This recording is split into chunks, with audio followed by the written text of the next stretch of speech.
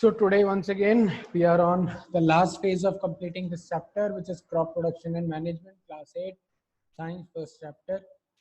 तो लास्ट हमने देखा था, लास्ट क्लास में हमने किया था इंक्रीजिंग क्रॉप प्रोड्यूस को कैसे बढ़ाया जा सकता है। एक बार फिर से रिवाइज कर लेते हैं।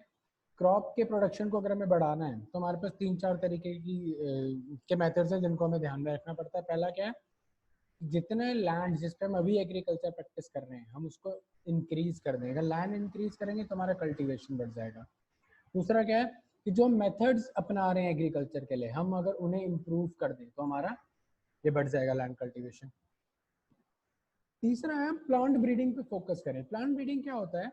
प्लांट ब्रीडिंग एक साइंटिफिक मेथड है जिसको हम बुलाते हैं हाइब्रिडाइजेशन। इसमें हम लोग नई वैरायटीज के प्लांट की ब्रीडिंग करते हैं ताकि हमें उनकी जो डिजायर्ड कैरेक्टरिस्टिक्स है वो मिल सके। जैसे हमें कुछ ऐसे डिजायर्ड कैरेक्टरिस्टिक्स चाहिए कि हमें हाई यील्ड चाहिए, हमारी प्रोडक्टिविटी ज़्यादा हो। दूसरा जो हमारा सीड है वो रेजिस्टेंट हो डिजीजेस के, ताकि वो जल्दी से मतलब हेल्दी सीड रहे और ज़्यादा जल्दी नुकसान ना हो उसके अंदर। तो हम लोग इसके लिए हाइब्रिडाइजेशन को फॉलो करते हैं साइंटिफिक वे को। ठीक है, अब हम आते हैं नाइट्रोजन साइकिल की तरफ बढ़ते हैं। नाइट्रोजन साइकिल को समझने के लिए सबसे पहले हम एक बार एयर के कंपोजिशन की तरफ थोड़ा सा ध्यान देते हैं। अगर एयर के कंपोजिशन की बात करें तो हमें पता है एयर का कंपोजिशन कुछ इस तरह है कि जो नाइट्रोजन है हमारा वो हमारा 78% होता है। फिर अगर हम ऑक्सीजन की बात करें तो ये हमारा 21% होता है। और अगर हम अदर गैसेस की बात करते हैं वो हमारे 1% होते हैं। इन अदर गैसेस में हमारे साथ में डस्ट पार्टिकल्स वगैरह भी सब कुछ इंक्लूड हो जाता है। ठीक है जी, तो ये अभी तक का हमारा कॉम्पोजिशन है टोटल, जिसको ध्यान में रखते हुए हमें आगे चलना है। ठीक है, ये हमारा नाइट्रोजन का कॉम्पोजिशन है। तो एक बैलेंस बना रहता है हमेशा। अगर हम बात करें तो एक बैलेंस नेचर में हमेशा बना रहेगा। ऐसा क्यों नहीं होता कि नाइट्रोजन का परसेंटेज बढ़ जाए, ऐसा क्यों नहीं होता ऑक्सीजन कम हो जाए ऑक्सीजन बढ़ जाए अदर गैसेस बढ़ जाए। एक बैलेंस है। नेचुरल प्रोसेसेस इस तरह से या नेचर इस तरह से काम करता है कि जो उनका परसेंटेज वाला कंपोजिशन रहता है एटमॉस्फेयर के अंदर वो हमेशा कांस्टेंट रहता है, उसमें वेरिएशंस नहीं आते। ठीक है, तो air contains about 78% of nitrogen, और इसमें से नाइट्रोजन जो है वो हर लाइफ फॉर्म यूज करता है। क्यों? तो क्योंकि फॉर्मेशन ऑफ प्रोटीन्स के लिए, प्रोटीन फॉर्म करने के लिए, अमीनो एसिड्स फॉर्म करने के लिए और न्यूक्लिक एसिड बनाने के लिए। तो ऑलमोस्ट हर लिविंग ऑर्गेनिज्म से सबको इन कंपाउंड्स की जरूरत पड़ती है। ठीक है, जो साइक्लिक प्रोसेस है नाइट्रोजन का, बीइंग फिक्स्ड का मतलब होता है used by plants and animals and then later return to the atmosphere is refers to as nitrogen cycle. ये जो पूरा प्रोसेस है इसमें पहले नाइट्रोजन, एटमॉस्फेरिक नाइट्रोजन है उसको कन्वर्ट किया जाता है ताकि वो प्लांट्स और एनिमल्स द्वारा यूज की जा सके। प्लांट यूज करता है, प्लांट के थ्रू एनिमल्स के पास जाती है। तो इस सारे प्रोसेस से और जिससे ये वापस प्लांट्स और एनिमल्स के थ्रू ये वापस एटमॉस्फेयर में चली जाती है, इस पूरे प्रोसेस को हम बोलते हैं नाइट्रोजन साइकिल। तो नाइट्रोजन साइकिल में कुछ ये वेरियस प्रोसेसेस इन्वॉल्व हैं। पहला क्या है? पहला कहलाता है नाइट्रोजन फिक्सेशन। ये हमारा फर्स्ट और फॉरमोस्ट मेथड है नाइट्रोजन फिक्सेशन का। क्या मतलब है? जो नाइट्रोजन गैस है जो एटमॉस्फेयर में प्रेजेंट है उसे कन्वर्ट किया जाता है इनऑर्गेनिक कंपाउंड्स में। पहला प्रोसेस क्या इन्वॉल्व करता है? जो गैस प्रेजेंट है एटमॉस्फेयर में हम उसे कन्वर्ट कर देते हैं इनऑर्गेनिक कंपाउंड्स में। और इस इनऑर्गेनिक कंपाउंड में कन्वर्ट करने के लिए हमें कुछ ऑर्गेनिजम्स की भी जरूरत पड़ती है। और इन ऑर्गेनिजम्स के क्या नाम है? जैसे राइजोबियम। राइजोबियम की अगर हम बात करें ये कहाँ प्रेजेंट होता है? ये रूट्स जो होती हैं ये रूट के नोड्यूल्स पे प्रेजेंट होता है। और इसका काम क्या होता है? वहां से ये नाइट्रोजन को एब्जॉर्ब करके कन्वर्ट कर देता है इनऑर्गेनिक कंपाउंड्स में और फिर प्लांट के पास भेज देता है रूट्स के थ्रू। ठीक है जी, फिर नेक्स्ट जो इंपॉर्टेंट प्रोसेस हमारे पास आता है वो होता है नाइट्रोजन एसिमिलेशन। इस प्रोसेस को क्या बुलाते हैं? Nitrogen assimilation. इसका क्या मतलब है? जो इनऑर्गेनिक नाइट्रोजन जो कन्वर्ट हुई है राइजोबियम की वजह से उसको ऑर्गेनिक कंपाउंड्स में यूज किया जाता है ऑर्गेनिजम्स के अंदर। कैसे? हम इसको जो ऑर्गेनिजम्स हैं तो इस इनऑर्गेनिक नाइट्रोजन को लेके यूजेबल ऑर्गेनिक कंपाउंड्स में कन्वर्ट कर देते हैं ताकि इजीली यूज किया जा सके। बॉडी के डिफरेंट प्रोसेसेस में इसको यूज किया जा सकता है। नेक्स्ट प्रोसेस आता है अमोनिफिकेशन का। अमोनिफिकेशन क्या कहलाता है? Conversion of organic nitrogen into ammonia. जो हमारा ऑर्गेनिक नाइट्रोजन है, यानी सबसे पहले हमारा इनऑर्गेनिक था, इनऑर्गेनिक कंपाउंड से हमने उसको सबसे पहले हमारा नाइट्रोजन गैस था, उसे कन्वर्ट किया इनऑर्गेनिक कंपाउंड्स में, फिर हमारा इनऑर्गेनिक नाइट्रोजन को यूजेबल ऑर्गेनिक कंपाउंड में कन्वर्ट किया। अब वो जो ऑर्गेनिक नाइट्रोजन है हमारे पास, उससे हमने चेंज कर दिया अमोनिया में। ठीक है, दिस इज अमोनिफिकेशन। आगे चलते हैं। इसके बाद हमारा जो नेक्स्ट स्टेप आता है वो आता है डीनाइट्रिफिकेशन।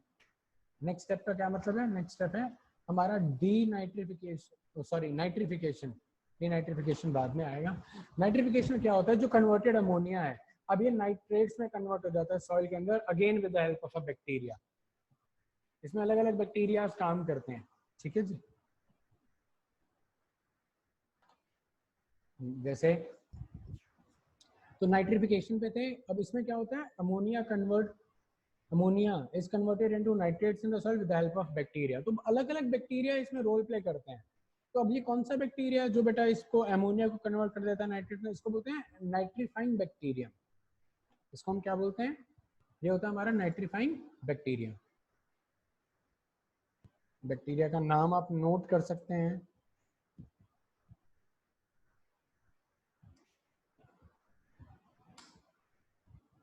ठीक है, अब इसके बाद आता है डीनाइट्रिफिकेशन। ये लास्ट है, ये हमने किया नाइट्रिफिकेशन, अब आता है डीनाइट्रिफिकेशन। इसमें क्या होता है? ये जो नाइट्रेट्स में अमोनिया जो नाइट्रेट में कन्वर्ट हुआ था, इस प्रोसेस में वो नाइट्रेट फिर से नाइट्रोजन गैस में कन्वर्ट हो जाता है by denitrifying bacteria. By denitrifying bacteria. अगर आप इस डीनाइट्रीफाइंग बैक्टीरिया का नाम भी जानना चाहते हैं तो आप लिख सकते हैं, इसका नाम होता है सेरेशिया। वन ऑफ द ऑर्गेनिजम्स जो ऐसा कर सकता है वो है सेरेशिया बैक्टीरियम।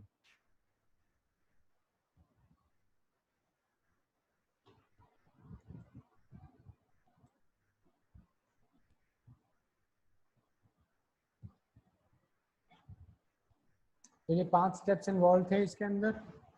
इसमें सबसे पहला क्या आता था हमारा? अगर हम इसको ध्यान से एक बार अगर नजर मारें,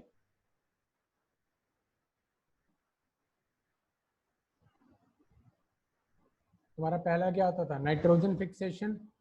नाइट्रोजन फिक्सेशन में हम क्या करते हैं? जो फ्री नाइट्रोजन गैस है एटमॉस्फेयर को, उसको इनऑर्गेनिक कंपाउंड्स में कन्वर्ट कर देते हैं ऑर्गेनिजम्स, जैसे राइजोबियम। और मैंने बताया था ये रूट नोड्यूल्स में प्रेजेंट होता है, प्लांट्स के रूट्स में। नाइट्रोजन एसिमिलेशन में क्या होता है? जो इनऑर्गेनिक नाइट्रोजन है वो ऑर्गेनिक कंपाउंड्स में, यूजेबल ऑर्गेनिक कंपाउंड्स में कन्वर्ट हो जाता है।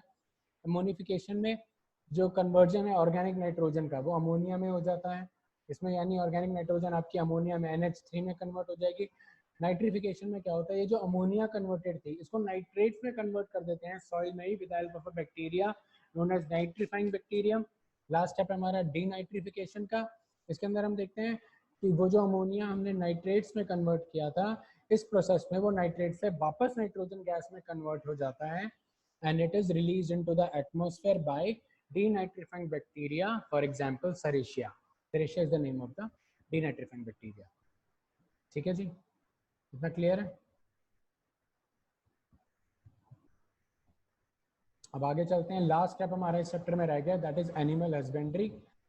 अब ये एनिमल हस्बेंड्री क्या है? एनिमल हस्बेंड्री है बस domesticating of animals, life stock वगैरह जो हम रखते हैं। पोल्ट्री भी मैंने आपको बताया था, पोल्ट्री वगैरह भी हो सकता है, कैटल्स हो सकता है इसमें। तो ये जो हमारा डोमेस्टिकेशन ऑफ फिशेस हो सकते हैं, सब एनिमल हस्बेंड्री कहलाते हैं। तो इसकी डेफिनेशन देखते हैं। The breeding, feeding and caring of domestic animals for food and other purposes, for food and other purposes is called animal husbandry. Other purposes क्या हो सकते हैं? पर्पसेस हो सकते हैं कमर्शियल पर्पस, जिसमें हम इनकी सेलिंग कर सकते हैं, इनको बेचा जा सकता है मार्केट में। ठीक है, फिर आता है मीट और egg yielding animals such as goat, poultry animals. तो गोट वगैरह हो गए या पोल्ट्री एनिमल्स हो गए, chicken, duck and Turkey, fish, sheep, ये सब भी एनिमल हस्बेंड्री का ही हिस्सा है, क्योंकि वो भी कमर्शियल पर्पस के लिए किया जा रहा है। फिर आता है मिल्च और milk yielding animals such as cow, buffalo, goat and camel, ये भी एनिमल हस्बेंड्री है। अब large scale rearing of fish की जाती है, जिसको हम लोग क्या बुलाते हैं? Pisciculture. It also comes under this pisciculture. जब हम लार्ज स्केल पे फिशेस को हम लोग ब्रीड करते हैं ताकि फिश मार्केट में सेल किया जा सके, यानी कमर्शियल बिजनेस के लिए सेल किया जा सके, इसको हम बोलते हैं क्या, pisciculture, and it is also a part of animal husbandry. Then large scale rearing of honey bees is known as apiculture. जो आपका शहद, जो प्रोडक्शन ऑफ हनी है बेटा फॉरेस्ट में, तो ये एक बहुत फेमस वो बन चुका है कि हनी बीज को कलेक्ट करके और उसमें से बाद में हनी एक्सट्रैक्ट कर लिया जाता है, इस प्रोसेस को एपीकल्चर बनाते हैं. This is again a commercial process. So with that we can conclude with our chapter. तो आज का ये चैप्टर हमारा यहाँ खत्म हो जाता है. अब इस चैप्टर में से अगर कोई डाउट है तो आप पूछ सकते हैं.